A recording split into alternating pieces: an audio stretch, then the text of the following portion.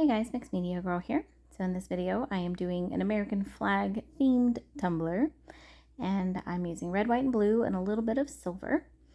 So I did pre-spray paint my tumbler with just some regular paint and primer spray paint. I believe I used Valspar, and I did some white on the bottom and some blue on the top, and that is to help my colors to show through as their true colors.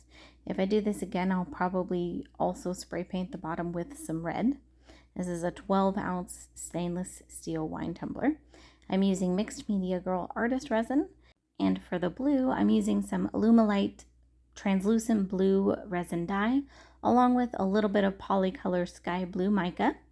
For the red, I used some Alumilite red dye, along with a little bit of Polycolor dark red mica.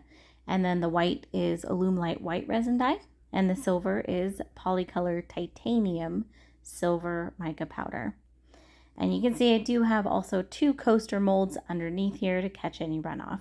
So I specifically did blue on the top, red on the bottom, and then I did kind of a combination of colors in between.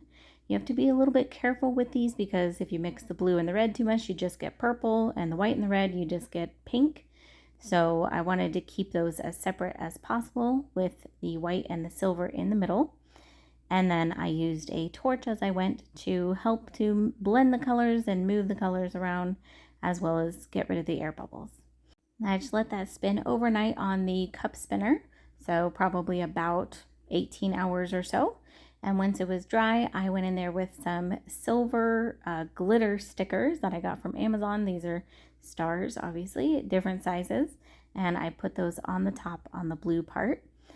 Previously, I hand drew my stars in on pieces like this, but I decided to just make my life easier and do something maybe a little easier for people to follow and just put some star stickers.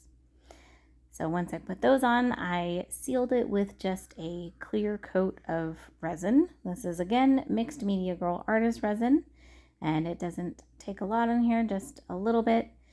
And I put just a smidge of the diamond dust in this top clear coat to give it just a little bit more sparkle, which hopefully you guys can see on the close-up. So the stickers do stick out a little bit from this, so I probably will actually add a second clear layer, but I don't have to. You can just do the one. And then I'm also using the torch again to get rid of any air bubbles. So this is how this looks, and I think it is just awesome. Super fun. Hope you guys enjoyed this. I'll see you all next time.